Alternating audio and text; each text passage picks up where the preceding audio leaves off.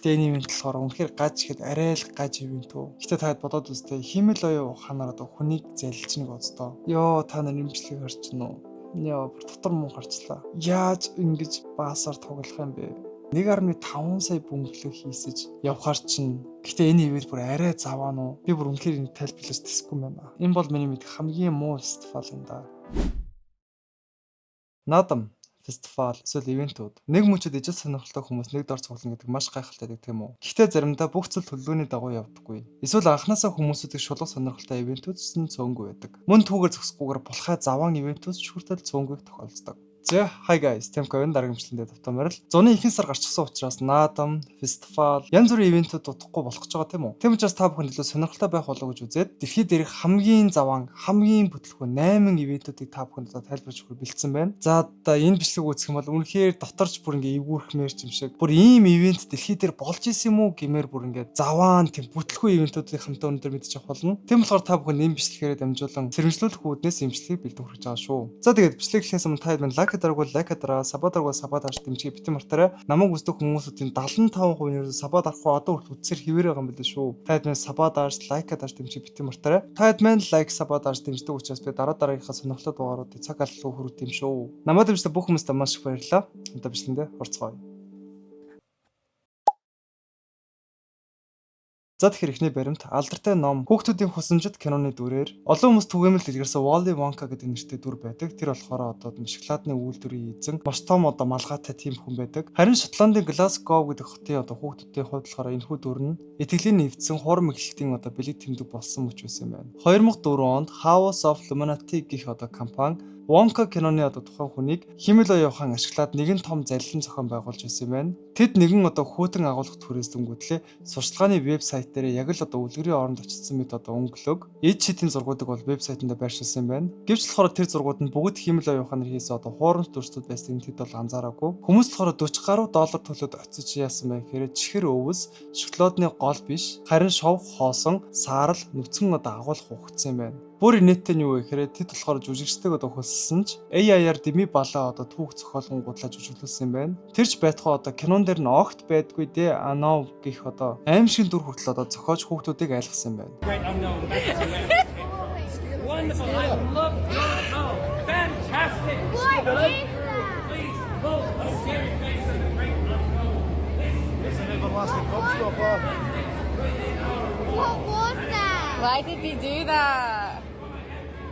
Эцэст нь яасан бэхээр эцэгчүүд уурлаж цагдаа дуудаж зохион байгуулагч Белли Коул бүх мэдээлэлээ устгаад зугтсан одоо үйл явдал дэлхийд даяар бол шуугуулсан юм байна. Хүмүүсүүдийн дүгнж байгаагаар химэл оюухан ашиглаад хүмүүсүүдийг одоо залилж байгаа. Хүмүүсийг яаж шуулж болдгийг харуулсан хамгийн одоо заваан жишээ гэж бол хүмүүс дүгнж байгаа юм байна. Гэхдээ таад бодоод үзтээ химэл оюуханаар одоо хүнийг залилж нэг оцдоо. Таад мэдэндээ химэл оюухан хөгжид одоо жихнээсээ бараг л ялагдахгүй төвшөнд баагаар очиж байгаа. Энэ үед болохоор хүмүүсийг залилж муугаар ашиглаж байгаа гэхээр яг үндэ бид нар ивент фестивалд очиж байгаа бол маш сайн шалгаж иж л очихгүй бол бас л хэцүү юм байна да.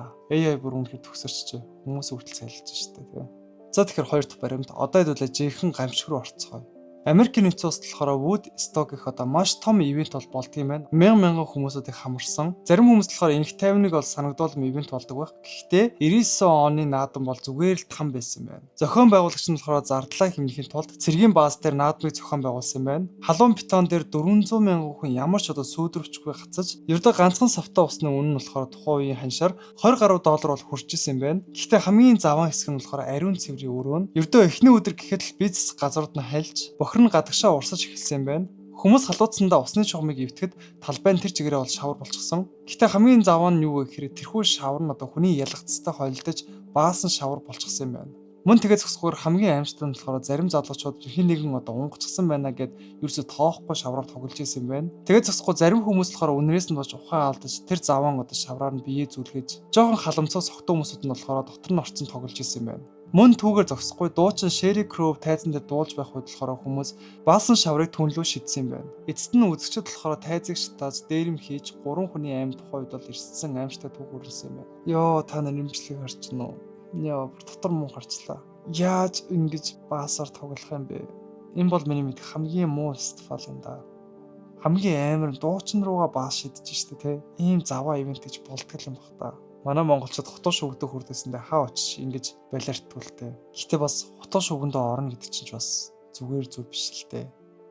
За тэгэхээр дараагийн баримт та нар сургуулийнхаа багт тоглож байгаа гэж утсаж энэ тухайн сургуульчин огт байдгүй хуурамч байвал яах вэ? Рой Джонсон гэх одоо тасгалжуулагч яг ийм л өөр хийж исэн байна. Тэрээр ямар ч одоо багшийн үнэмлэхгүй, ямар ч сургалтын одоо хөтөлбөргүй аллаа Bishop Sycamore гэх одоо хуурамч ахлах сургууль байгуулж хүүхдүүдийг элсүүлсэн байна. Рой тухайд болохоор хүүхдүүдийг хооллох мөнгөгүй болоод дэлгүүр хаахаас өмнө хямдхан дахианы мах авч одоо хүүхдүүдэд өгч исэн байна. Хамгийн ичвэртэр нь болохоор тэрээр яаж игээд ESPN телевизээр гарах эрх бол олж авсан. Түүний баг нь болохоор мэрэгжлийн багт 51-0 гэх одоо харьцаагаар бут нэргүүлсэн. Тоглолтын тайлбарлагч болохоор энэ тоглогч нь сургуулийн хүүхдүүд биш байна, харин насанд хүрсэн хүмүүс юм биш үү гэж эргэлзэж эхэлсэн чинь нэрэл зарим хүмүүсд нь болохоор 20 гарчихсан бөгөөд Рой Джонсон тэдгээр одоо хүүхдүүдийн ирээдүгээр тоглож эцэст нь дампуурлаад зарлаад зугцсан байна. Тэд бодоод үзтээ тоглолтод орохын тулд хуурамч сургууль бий болгонгуудлаа хуурамч багш болоод телевизээр гарсан багш биш үү те. Залтай гэхэд арай л залтай багш шүү. За тэгэхээр дараагийн баримт. Энэ болохоор интернетийн түүхэнд хамгийн алдартай бас хамгийн үнэтэй бүтлгүүтэл байсан байна.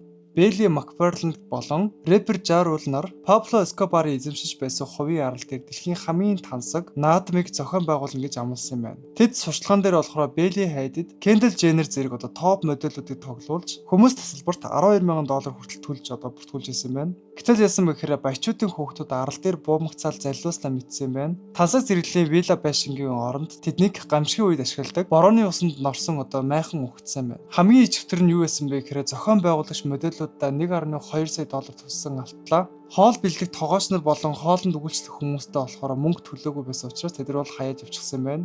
Үүний үр дүнд болохоор $12,000 төлсөн зочид болохоор оройн хоолндоо ердөө 2 тусам талах ганц цуссан бэлтгэгтэй хавчраг авсан нь интернетийн түүхэнд хамгийн алдартай заван хоолны зураг болж үлдсэн юм байна. Арал дээр уус хоолгүй гацсан залуус болохоор эцэст нь амьд үлдэхин төлөө тэмцэж зохион байгуулагч Billy McFarland болохоор шоронд орсноор энэхүү түүх дууссан юм байна. Гэхдээ фестивалийн арын албанд ажиллаж байгаа одоо хоолны тогоочлуудаа мөнгө өгөөгүй гэхээр тухайн фестивал үнэхээр гамшиг болох нь аргагүй үстэй. Харин ч эдгээр хүмүүс явсан сайн болсон юм. Хэрвээ яваагүй үлдсэн байсан бол сайн хоол яагаад гарахгүй байх. Гэтэл ботхоор ганц цусан бэлслэг хавчуургаар энэхүү арал дээр амьд үлдэхин төлөө тэмцсэн гэхээр баян ч ядууч ямар ч хэцүү шттэ. За тэгэхээр дараагийн баримт. Заримдаа сайхан сэтгэлээр хийсэн зүйл хамгийн том гамшиг болдог тийм үү? Кливленд хотын дэлхийн дээд дэмжлэгийг тогтоож хотоо алдаршуулахын тулд нэг доор 1.5 сая бөмбөлгийг агаарт хүргэсэн байна. Хүмүүс болохоор харахад үнэхээр гайхалтай өнгөлөг байсан ч удалгүй салхин нь болохоор чиглэлээ өөрчилж нөгөө 1.5 сая бөмбөлг нь тэнгэрт нисхийн оронд хотын гудамжинд мөн тэгээ зогсохгүй нуурлуу эргэж бууж эхэлсэн байна. Үүнээс болж зам тээврийн осол гарч онгоцны буудал хаагдсан байна. Гэвч хамгийн эмгэнэлтэй хэсэг нь юу байсан бэ гэхээр тухайн мөчөд хоёр загасчин нуурын ирэг дээр бол сураггүй алга болсон байна. Багийнхан болохоор нисдэг тэргээр тэдгээр хоёр хүнийг хайсан боловч усан дээр одоо хөвөг сая бөмбөлгнөөс болж хүний толгойг ялгаж харахаа болж тэднийг олох ямар ч боломжгүй болгосон байна. Хэрвээ тэдгээр бөмбөлгүүд нь байгаагүй байсан бол тухайн хоёр хүн амьд байх боломжтой байсан гэж хүмүүс үздэг юм байна. Тэгээд сайн үйлсийн аян байх ёстой байсан тухайн ивент нь эцэст нь сая $100 шүүхэн зарга хүний аймнаас ирсэн эмгэнэл одоо явдал болж хувирсан юм байна. Юу бодож ивент зохиож 1.5 сая бөмбөлгийг хийсгдэг байна. Гэхдээ энийг өнгөрөө шүүмслэх амар хэцүү юм те. Зарим хүмүүс ингээл бөмбөлөг хийсгээл гоё одоо мөчийг өнгөрөх хүсэж байгаа штэ. Гэхдээ эргээд энэ нь одоо хохирол үзүүлсэн гэхээр яг го цөөхөн байсан бол хамаа алга 1.5 сая бөмбөлөг хийсэж явхаар чинь төмөр болно сте ер нь бол. Бас л эмэнэлтэй юм аа.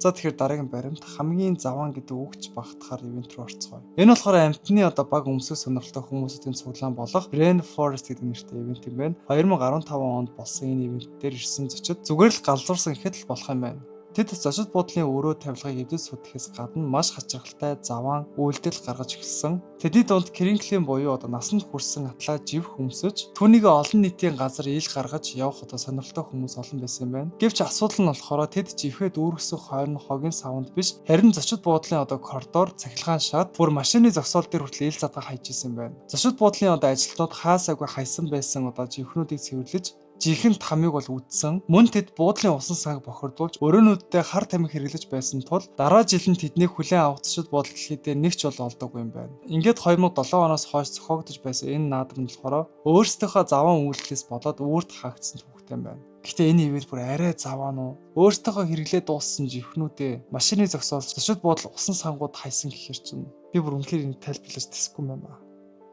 За тэгэхээр дараагийн баримт. Одоо бүгдээр интернет хэрэглэгчдийн хамгийн том онгой болсон Dashcon гэдэг ивент рүү орцгоё. Tumblr сошиал сүлжээний пэнүүд болохоор нийлж зохион байгуулсан энэ арга хэмжээндээр Зохион байгуулагчид нь тайзан дээр гараад үзэгчдээс шууд одоо $17,000 өгөхгүй бол буудлын мөнгө төлж чадахгүй. Энэхүү ивент хааглаа гэж бол хэлсэж яасан бэхээр үзэгчид мөнгөө цуглуулan одоо тэдэрт бол өгсөн юм байна. Тэгээд ч тухайн ивент болохоор уламд орцсон. Сурчлагын дээрээ болохоор асар том гой бөмбөлөгт сан байна гэж бол амласан ч бодит байдал дээр хүүхдийн тоглоомын ганц жижигхэн хуванцар бассейн тавьчихсан байсан юм байна. Олон алдартай зочид болохоор ирээгүй тул зохион байгуулагчид гомцон үзэгчдэд нөхөн олгуур олгож нөгөө бөмбөлөг тусан санд болохоор 1 цаг тоглоорой гэж бол хэлсэн юм байна. Энэ нь болохоор өнөөдөр хүртэл интернетийн түгэдэг хамгийн ичвэртэй нөхөн олгуур болно үлдсэн юм байна. Ивентэд зориулж $17,000 ийм усан сан барьсан гэхээр энэ ивентийн зохион байгуулагчид нар үнэхээр эрүүл ухаантай байсан болов. Хамгийн инээдтэй 1 цаг тоглоорой гэж хэлсэн гэ боцдоо. Яа. Утгаараа сүрсэн ивент байна та. За тэгэхээр хамгийн сүүлийн ивент. Энэ ивент нь болохоор нууцлаг бөгөөд аюултай ивент. 2014 оны Антрокон буюу одоо амтны баг өмсөх сонирхолтой хүмүүсийн цуглаан дээр хэн нэгэн санаатаагаар зочид буудлын коридороор хлорын унтаг болгосгож орхисон байна. Үүнээс болж яасан бэхээр 19 хүн хортож тухайн үед болохоор эмнэлэгт хүрэгдсэн. Гэтэл хамгийн их чалтай зүйл нь юу байсан бэ гэхээр зочид буудлаас нүүлгэн шилжүүлсэн олон зуун хүн амтны хувцастайгаа гудамжинд зогсож байх үед хажуу талын байшинд нь нохоон үзэсгэлэн болж таарч исэн байна. Хүмүүст тухайн мөчлөхөөрөө нохоонууд болон нохоо шиг хувцсан хүмүүс гудамжинд нэгэн зэрэг зогсож байгааг хараад үнэхээр хачин санагдаж байсан гэгдсэн юм байна. Холбооны мөрдөгт төвч болохоор энэ хэргийг FBI буюу одоо үзэн ядалтын гинт хэрэг байна гэж бол дүгнээд тухайн хэрэгтний хайсан ч хизээж олдоогүй юм байна. Гэхдээ хинч хөндлөнгөөс хараад нохооны хувцас өмссөн хүмүүс нохооны дэргээ зогсоод ахар чинь ямар ч хүний нүдэнд энэ ивент үнэхээр гаж харагдсан мэт. Гэхдээ энэ ивент болохоор үнэхээр гаж ихэд арай л гаж ивент үү. За тэгээд энэ хүрээ дугаар минь өндөрлөж байна. Хэдүүлээ дэлхийд дээрх хамгийн заван, хамгийн бүтлэхүй ивентүүдийг үзлээ. Мөн бас ийм бүтлэхүй ивентээр хэрвээ та очижсэн бол бас комментсээр бичүүлдэгрээ. Тэгээд энэхүү бичлэг маань танд сонирхолтой байсан бол лайк дарс сабод орохоо бити мартаарай. Өнөөдөр дээрээс нь таад маань ямар төрлийн одоо сонирхолтой бичлэг үзэх хүсэж байгаа комментсээр бичүүлдэгрээ. Би комментуудаас уншиж чад контент бэлдээд байгаа шүү. За удах уулзцаая.